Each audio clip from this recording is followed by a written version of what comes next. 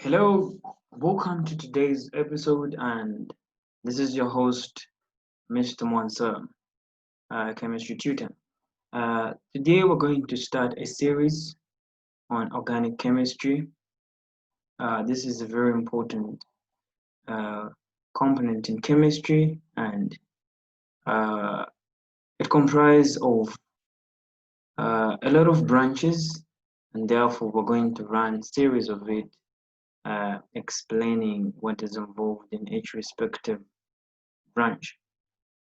So it is not a new topic. It was introduced somewhere in grade 10 when I'm sure you were looking at the branches of chemistry. So organic chemistry is a branch of chemistry, but in this particular series, we're going to look at it in depth and bring out a lot of details about it.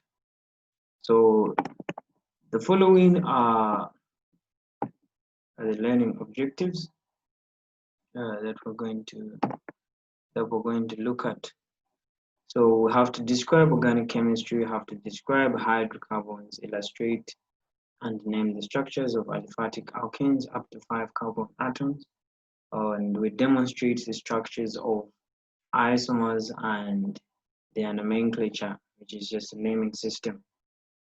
So what is organic chemistry? So it's not the first time that we getting to hear about this term or this word. So organic chemistry, as I said earlier on, is just a branch of chemistry that specifically focuses on the study of carbon and its related compounds. So our focus is just on carbon and its related compounds. There are a few exceptions, and those are oxides of carbon, uh, which is carbon dioxide, carbon monoxide, and the carbonates. Organic chemistry has a wide application at global level. It's a branch which is of great relevance and important to the world at the moment. There are a good number of applications in different industries of organic chemistry, and the world is basically benefiting from it. So when we talk about the synthesis of drugs, there's a lot of organic chemistry which is involved in the pharmaceutical industries as they uh, manufacture different drugs and therapeutic agents, the manufacturing of plastics in the plastic industries, production of alcohol, the saponification process, which involves the production of soap, and all sorts of fabrics which have been manufactured, explosives, and so on and so forth. So there is a wide range of application of organic chemistry. So we understand the system. Organic chemistry is a study of carbon and its related compound. That's all. And those are a few applications that we're looking at. Uh, we can now look at some important terms. There's certain important terms that we need to understand in organic chemistry. So we're going to hear terms such as homologous series, hydrocarbons. So what are these homologous series and what are these hydrocarbons? So homologous series, these are just a series of compounds that have the same functional group and they share the same general formula. So by general formula, let me just highlight a few things on the general formula. So yeah, we have examples of alkanes such as examples of homologous compounds or homologous series. We have examples such as alkanes. So alkanes will be represented by the general formula of CnH2n plus 2. Then alkenes are also examples of homologous compounds. They are represented by this particular general formula. We have what we call alkynes. they are represented by that particular formula. We have alcohols or alkanols, which are represented by CnH2n plus 1 OH as the functional group. And then we have carboxylic acids, which are also known as alkanoic acids. Just to limit ourselves with the homologous compounds, these are the ones that we're not going to focus on. But at higher level, you talk about homologous compounds such as the benzene, we have the ketones, we have the aldehydes, we have the nitriles, we have the amines. There's so many homologous compounds, but at our level, we just restrict ourselves to the ones that I have indicated here: alkanes, alkynes, alcohols, carboxylic acids, and esters. Esters are also part of the homologous series. So those are homologous series. From there, we can look at we can proceed and look at characteristics of homologous series. How are you able to tell that these are homologous compounds or they are homologous series? So if we're talking about alkanes, how do we characterize alkanes? So we're going to notice that these are homologous series. They have a gradual change in their physical properties. So their physical parameter is different. So we're going to dive into the actual alkanes. Let me talk about it. Give an example of alkanes. So alkanes, when we talk about methane, we talk about ethane, propane, and butane. We'll notice that these four exist in gases. But when you go to pentane, hexane, you notice that they exist in a different state of matter.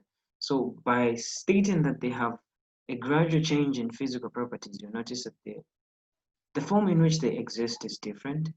Their physical, boiling point and melting point will be different. The density will be different. The solubility will be different, and so on and so forth. So you notice that their physical properties will be. In terms of preparation, we are going to notice that they are prepared using the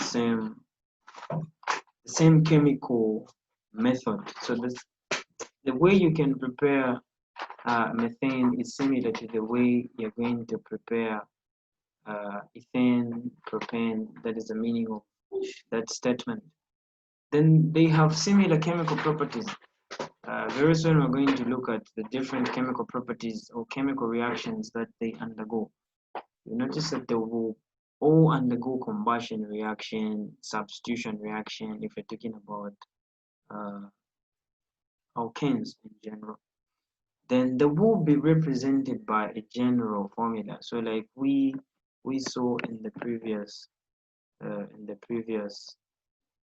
slide, alkanes will have a specific general formula. It means that all the compounds under alkanes should subscribe to this to the general formula which is stated. All alkenes will have their own general formula. That is basically the meaning of them sharing the same general formula. Then each member in the family differs to the next member by CH2. So I will be able to demonstrate the meaning of that statement as we proceed. So from here, now that we understand the meaning of homologous series, we can now try to understand the meaning of the word hydrocarbon.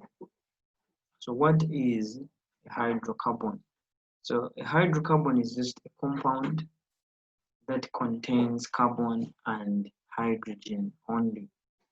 So when we check the composition of a hydrocarbon, it should just have carbon and hydrogen only. So there are just two elements that makes up a hydrocarbon, just a combination of carbon and hydrogen.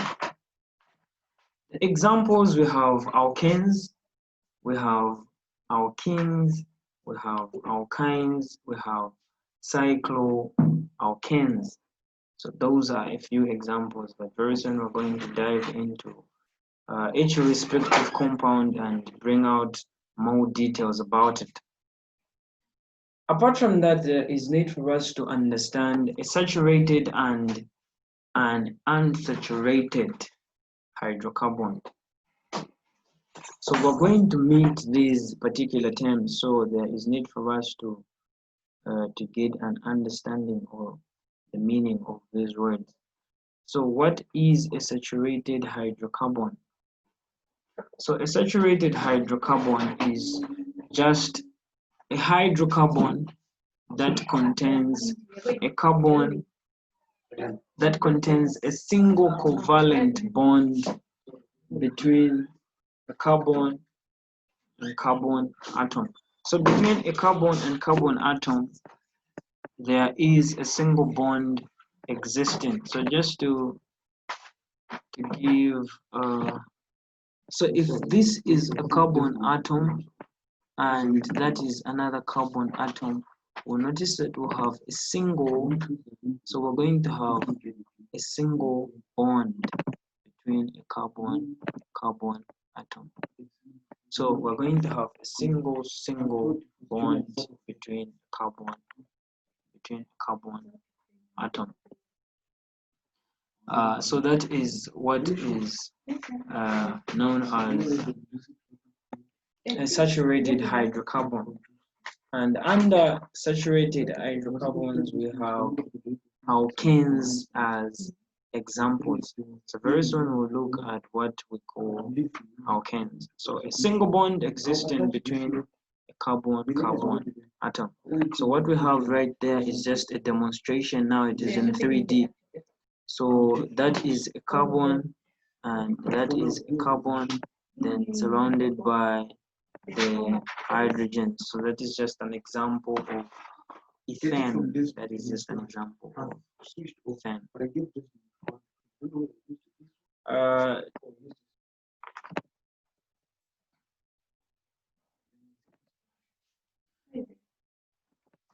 To proceed,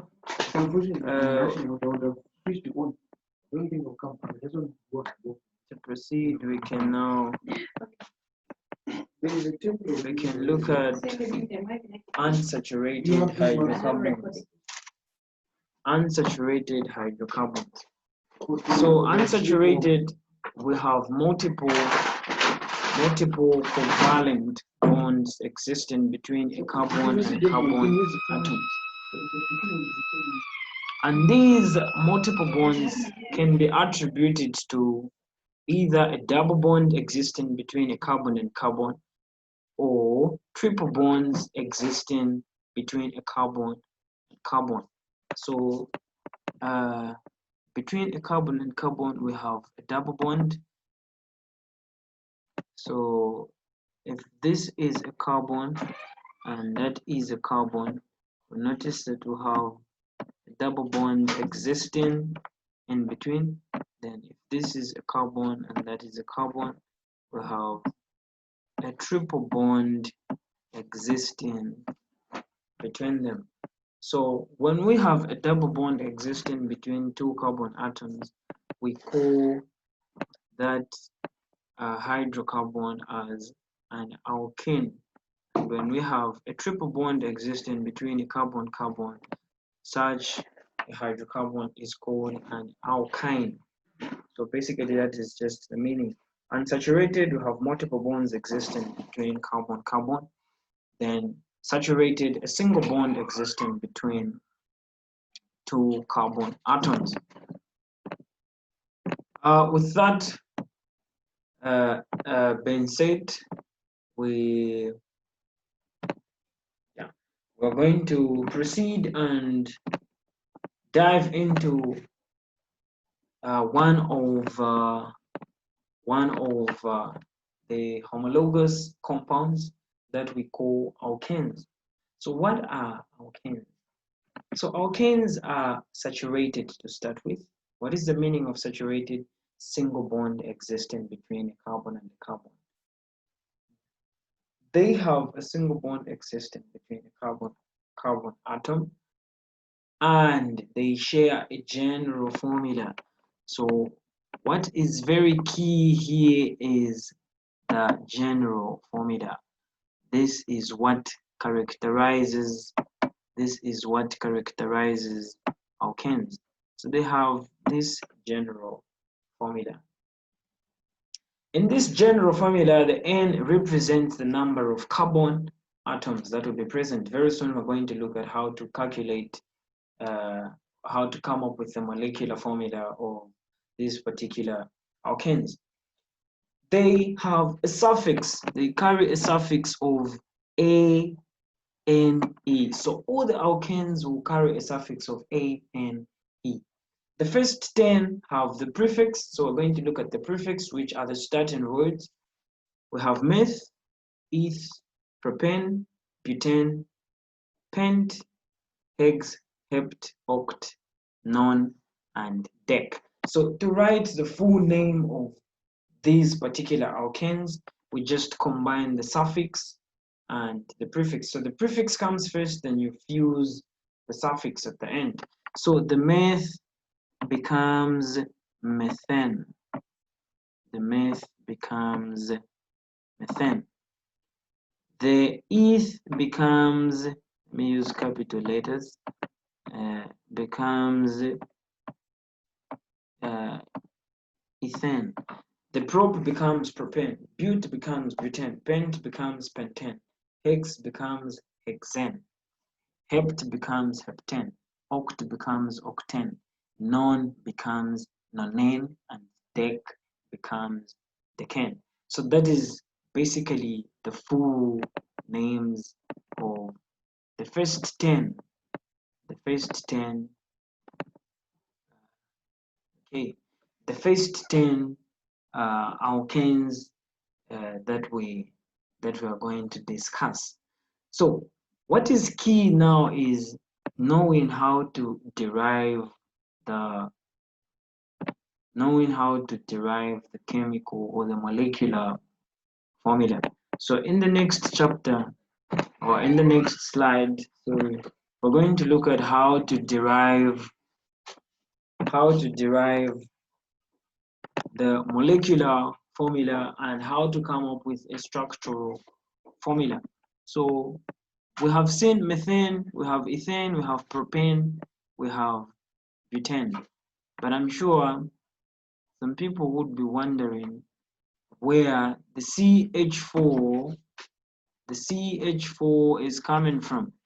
So you'll notice the CH4 there, the C2H6, the C3H8, the C4H10. You would be wondering where they are coming from.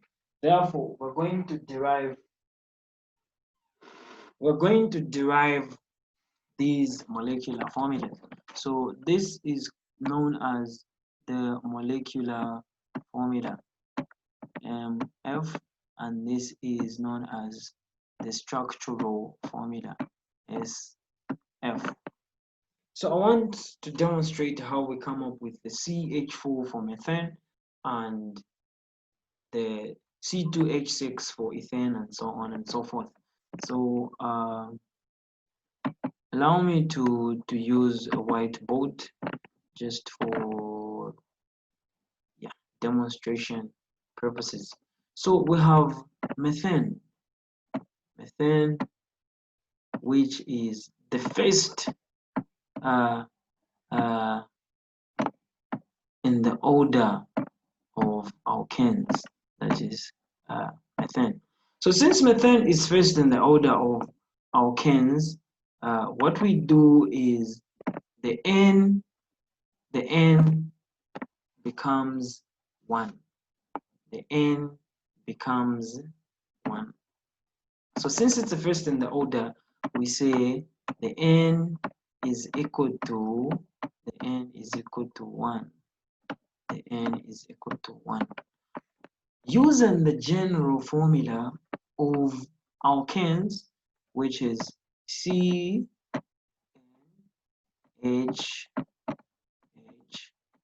H2N plus 2.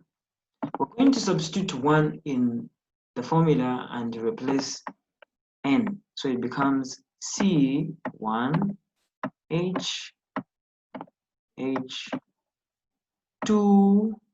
then the 1 is put in brackets, then plus 2.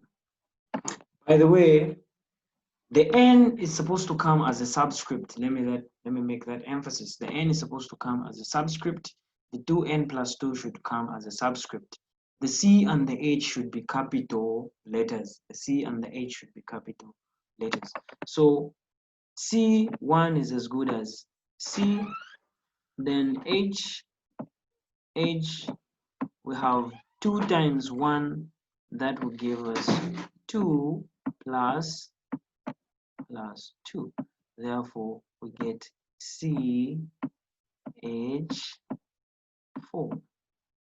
CH4. And when you check, when you check from the PowerPoint, you notice that we have CH4 there. So basically, that is how we derive the CH4. You can try to demonstrate for ethane.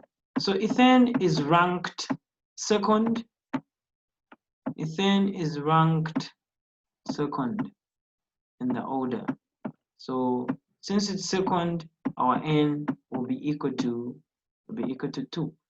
So try and substitute the N in the formula and see what you're going to get. So CN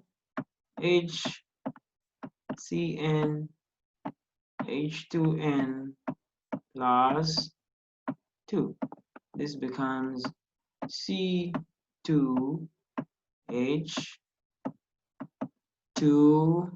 you put the 2 in brackets, it's a multiplication there, plus 2.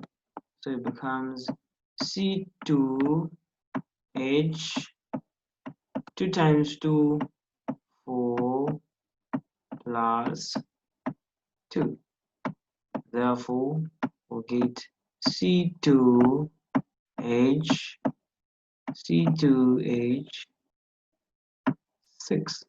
and this is what is called ethane. So you can try out for propane.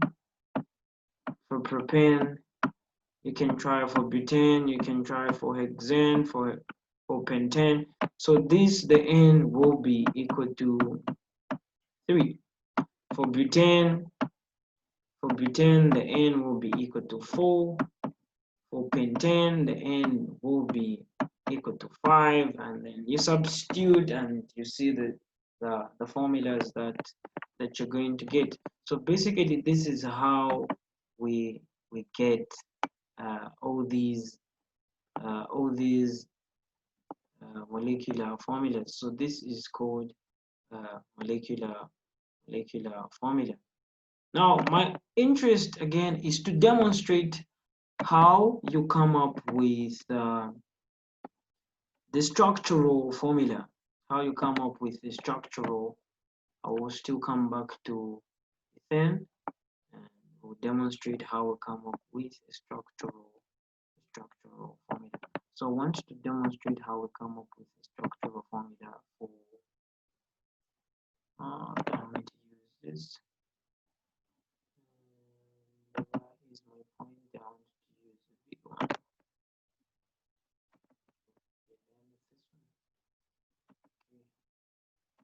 Use this.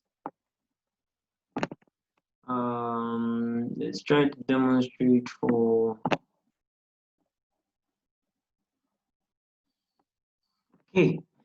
So we want to draw the structural formula for methane. Now, the principle here is, the principle that we need to remember all the time is that we are talking about carbon. So we are so much interested in the valence number of carbon. So the valence number of carbon is 4. What does this entail? So this means that carbon is able to produce 4 bonds. Able to produce 4 bonds. 4 bonds. So a stable carbon should always produce 4 bonds. So when you look at methane, CH4, that is the more reason why a carbon atom is surrounded by 4 hydrogens. A stable carbon should always produce 4 bonds. So we'll have this surrounded by 4 hydrogens. Surrounded by 4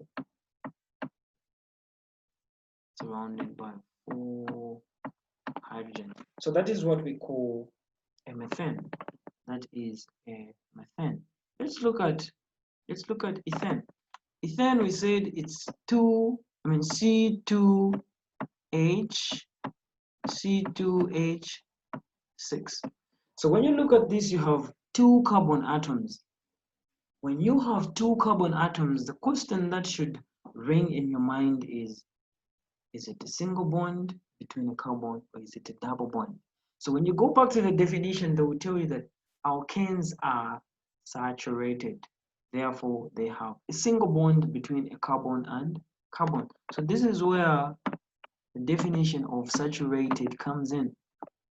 So you have a single bond existing between a carbon and a carbon.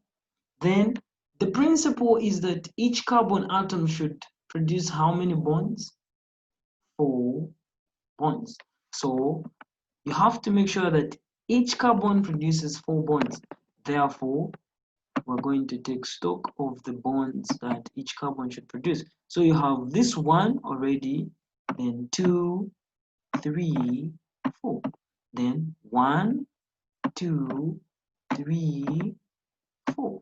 So that is a stable carbon. And then the rest of the job is just to attach the hydrogens. So that is how we draw the structure for ethane. So this is called ethane. This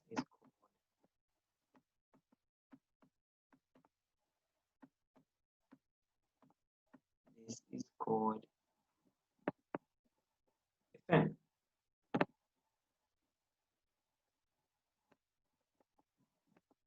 And basically, that marks the end of our session. We will proceed for the next components in the next chapter.